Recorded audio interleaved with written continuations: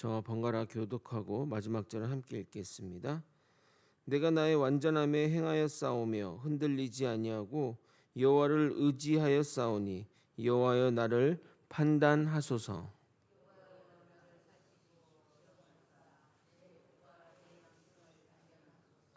주의 인자심이 내 목전에 있나이다. 내가 주의 진리 중에 행하여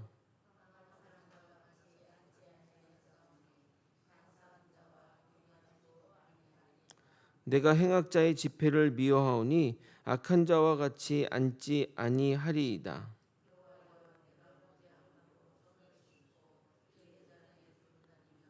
감사의 소리를 들려주고 주의 기이한 모든 일을 말하리이다.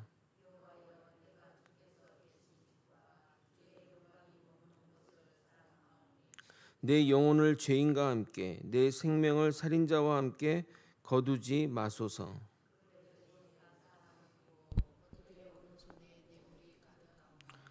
나는 나의 완전함에 행하오리니 나를 속량하시고 내게 은혜를 베푸소서. 내 발이 평탄한 데에 섰사오니 무리 가운데에서 여호와를 송축하리이다. 아멘. 시편 20편 또한 다윗의 시편으로서 다윗이 하나님 앞에서 자신을 살피고 악인들과 함께하지 아니하며 하나님의 집을 사랑하는 자신을 구원해 주시기를 간구하는 시라 하겠습니다. 특히 시편 25편과 연관성이 있는 시로서 시편 25편은 죄인이 주의 길을 알려 달라는 회개의 기도라면 26편은 의인이 하나님 앞에서 정직하게 살아가겠다는 결단의 기도라 하겠습니다. 오늘은 시편 26편을 통해 우리의 신앙의 정결함은 어디에서 비롯되는지 중요한 깨달음을 얻게 될 것입니다. 매일 주님 앞에 정결하게 나아가는 우리가 되길 예수 그리스도 이름으로 소원합니다. 사랑하는 성도 여러분, 우리는 살아가면서 끊임없이 선택하며 살아가고 있습니다. 어디를 갈 것인지, 누구와 함께 갈 것인지, 무엇을 중요하게 여기며 살아갈 것인지를 결정합니다. 그런데 그 선택의 기준은 사람마다 다릅니다. 어떤 사람은 돈을 기준으로 선택하고 어떤 사람은 자신의 유익을 기준으로 선택합니다. 또 어떤 사람은 다른 사람들의 시선, 다른 사람들이 나를 어떻게 생각하는지를 기준으로 또 선택해 나아갑니다. 그러나 성도에게 가장 중요한 기준은 하나님이 나를 어떻게 보시는가입니다. 시편 26편에서 다윗은 사람들의 평가가 아니라 하나님의 판단 앞에 자신을 세웁니다. 그리고 악인의 길을 떠나 하나님의 집을 사랑하며 하나님 앞에서 살아가겠다고 고백하고 있습니다. 시편 25편에서 시인은 하나님의 길을 가르쳐달라고 기도했습니다. 그리고 26편에 와서는 그 길을 어떻게 살아갈 것인지를 보여줍니다. 하나님의 길을 배웠다면 이제 그 길을 걸어가는 것이 당연한 것입니다. 1절을 읽겠습니다. 내가 나의 완전함에 행하여 싸우며 흔들리지 아니하고 여호와를 의지하여 싸우니 여호와여 나를 판단하소서. 그런데 다윗은 하나님께 자신을 판단해 달라고 기도합니다. 정말 놀라운 기도 아닙니까? 보통 사람들은 다른 사람에게 판단받는 것을 좋아하지 않으며 그 판단을 통해 자신의 잘못이 드러나는 것도 싫어합니다. 그래서 우리는 다른 사람의 시선은 의식하면서도 정작 하나님의 시선은 잊어버릴 때가 많습니다. 그런데 다윗은 하나님께 자신을 판단해 달라고 말합니다. 왜 다윗은 이렇게 기도하는 것일까요? 하나님은 자신의 가장 깊은 곳까지 아시는 분이시기 때문입니다. 2절에 더 구체적으로 나아가고 있습니다. 여호와여 나를 살피시고 시험하사 내 뜻과 내 양심을 단련하소서. 다윗은 자신의 행동만 살펴달라고 하지 않고 내 뜻과 내 양심을 살펴달라고 말합니다. 즉 마음속까지 살펴달라는 겁니다. 사람은 겉으로는 잘하고 있어도 마음속으로는 다른 생각을 하고 있을 수 있습니다. 그래서 사람들에게는 좋은 사람처럼 보이지만 하나님 앞에서는 그렇지 않은 경우가 많습니다. 그런데 다윗은 하나님께 자신의 마음을 열어놓고 이렇게 말하는 겁니다. 하나님, 제가 어떤 사람인지 살펴보십시오. 이것은 자신이 잘 살고 있다는 자신감에서 나온 말이 아니라 자신을 점검하는 차원에서 나온 말인 것입니다. 사랑하는 성도 여러분, 이것이 하나님 앞에서 살아가는 사람의 모습입니다. 사람들에게 인정받는 것보다 하나님께 인정받는 것을 중요하게 여기며 사람들의 칭찬보다는 하나님 앞에서 정직한 것을 더 중요하게 여깁니다. 우리 스스로 한번 자신에게 질문해 봅시다. 사람들이 보는 나는 어떤 사람인가? 그리고 더 중요한 질문으로 나아가야 합니다. 하나님께서 보시는 나는 어떤 사람인가?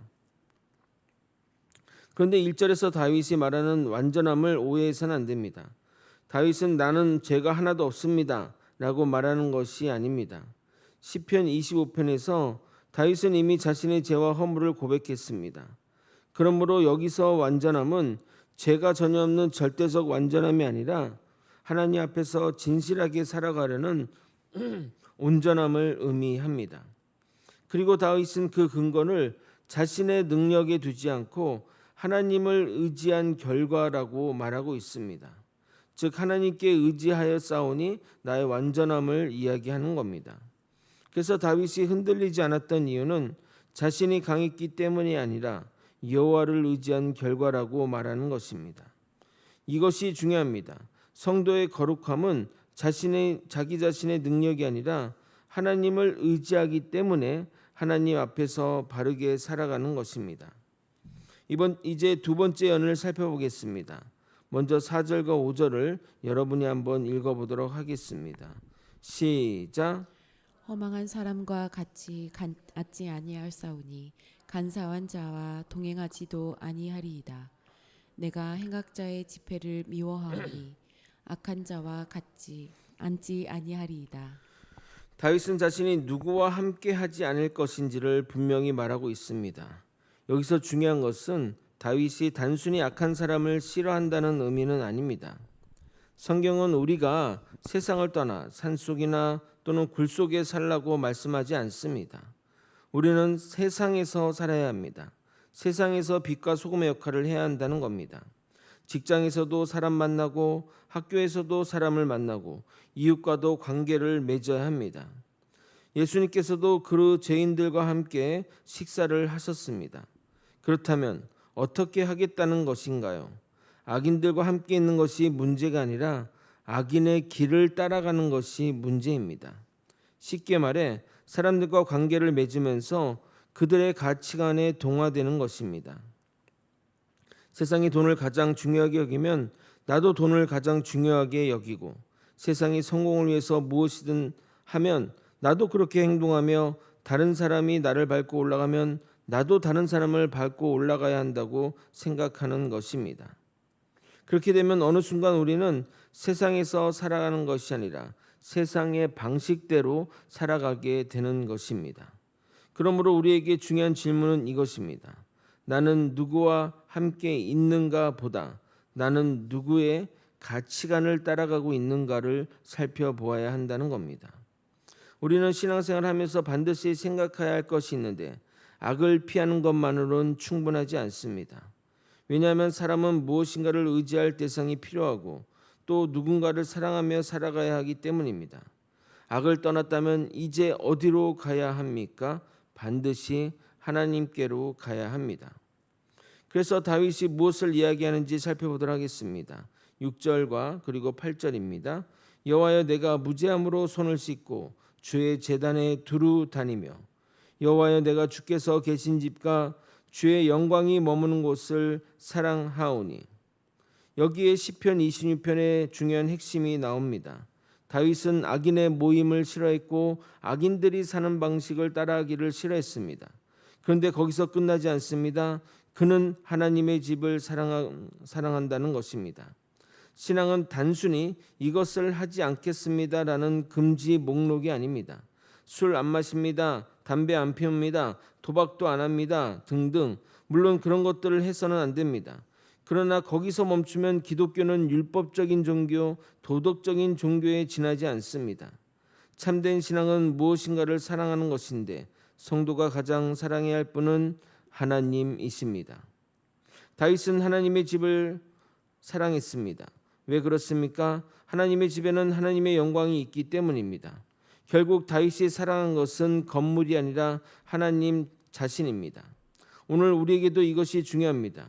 왜 우리는 예배를 드립니까? 이 새벽 편안한 잠자리를 거두고 왜 이곳에 와 계십니까? 습관 때문에 그러십니까? 아니면 직분 때문에 그러십니까? 주일에는 교회 오는 것이 마음이 편하니까 오는 것입니까? 내 친한 사람들이 다 오니까 오는 것입니까? 그렇게 되어서는 안 됩니다. 우리는 하나님을 사랑하기 때문에 예배하는 겁니다. 예배는 하나님 향한 우리의 사랑을 표현하는 자리입니다. 그러나 우리의 신앙생활이 오래될수록 예배가 형식이 되는 경우가 참 많습니다. 찬양을 부르면서도 마음은 다른 곳에 있고 말씀을 들으면서도 내 생각만 하고 있으며 기도를 하면서도 하나님보단 다른 문제만 생각한다면 우리의 몸은 예배하지만 마음은 하나님과 가장 먼 곳에 있는 것입니다. 다윗은 이렇게 말하고 있습니다. 8절을 다시 읽겠습니다. 여호와여, 내가 주께서 계신지까 주의 영광이 머무는 곳을 사랑하오니. 우리도 하나님께 이런 고백을 할 수 있기를 소망합니다. 9절부터 다윗은 다시 하나님께 간구합니다. 내 영혼을 죄인과 함께 내 생명을 살인자와 함께 거두지 마소서. 그리고 11절입니다. 나는 나의 완전함에 행하리오니 나를 속량하시고 내게 은혜를 베푸소서. 여기 다윗은 나는 나의 완전함에 행하오리다 라고 말했습니다. 그리고 동시에 나를 속량하시고 내게 은혜를 베푸소서라고 기도합니다. 아니 완전한데 왜 용서해달라고 기도하는 것일까요? 모순적인 기도 아닙니까? 그러나 그렇지 않습니다. 다윗은 자신의 삶을 하나님 앞에서 바르게 살고 싶어 하나 자신의 거룩함이 자신을 구원한다고 생각하지 않았던 것입니다. 그래서 그는 하나님의 은혜를 구하는 겁니다. 이것이 복음의 중요한 원리입니다. 우리는 하나님 앞에서 거룩하게 살아야 합니다. 그러나 우리의 거룩함 삶 때문에 구원받는 것이 아닙니다. 우리는 오직 하나님의 은혜로 구원받습니다. 그리고 그 은혜로 구원받은 사람이 하나님을 사랑하고 하나님의 길을 따라 거룩하게 살아가는 것입니다. 이 두 가지를 종합하면 이렇게 표현할 수 있을 것입니다. 나는 부족하지만 하나님의 은혜로 구원받았으므로 이제 하나님을 사랑하며 거룩하게 살겠습니다. 이것이 복음 안에서 살아가는 성도의 모습이라 하겠습니다. 말씀을 정리하겠습니다. 사랑하는 성도 여러분, 하나님의 길을 배우고 그 길을 걸으며 하나님 앞에서 정직하게 살아가고 하나님의 집을 사랑하며 하나님의 은혜를 붙드는 성도가 되시기를 소망합니다. 우리의 삶을 통해 사람이 우리를 보는 것이 아니라 우리 안에서 역사하시는 하나님 보게 되기를 소망합니다. 그리하여 우리의 마지막 고백이 다윗의 고백이 되기를 바랍니다. 12절입니다. 내 발이 평탄한 데 섰사오니 무리 가운데서 여호와를 송축하리이다. 하나님을 의지하여 오늘도 하나님 앞에서 바르게 걸어가는 모든 성도님이 다 되시길 예수 그리스도 이름으로 축원드립니다. 아멘. 기도하시겠습니다. 하나님 아버지, 다윗은 하나님께 거룩하게 살려고 노력했습니다. 세상의 풍조를 따르지 않고 세상의 방식을 따르지 않고 하나님을 따라 살며 하나님께 나아갔던 것입니다. 그래서 여호와의 집을 사랑하고 여호와께 영광 돌리는 것이 너무 좋다고 고백합니다. 아버지, 우리의 고백이 다윗의 고백과 같이 되기를 소망합니다. 형식적이고 세상의 방식을 따르는 아버지, 세상 사람들이 되지 않고 오직 주의 말씀대로 순종하며 여호와를 예배하는 것을 가장 즐거워하는, 그래서 여호와께 송축하는 것이 내 마지막 인생의 목표라고 말하는 그런 인생으로 나아가는 우리 모두가 될 수 있도록 인도하여 주시옵소서. 이 모든 것 우리 주 대신 예수 그리스도 이름으로 기도드리옵나이다. 아멘.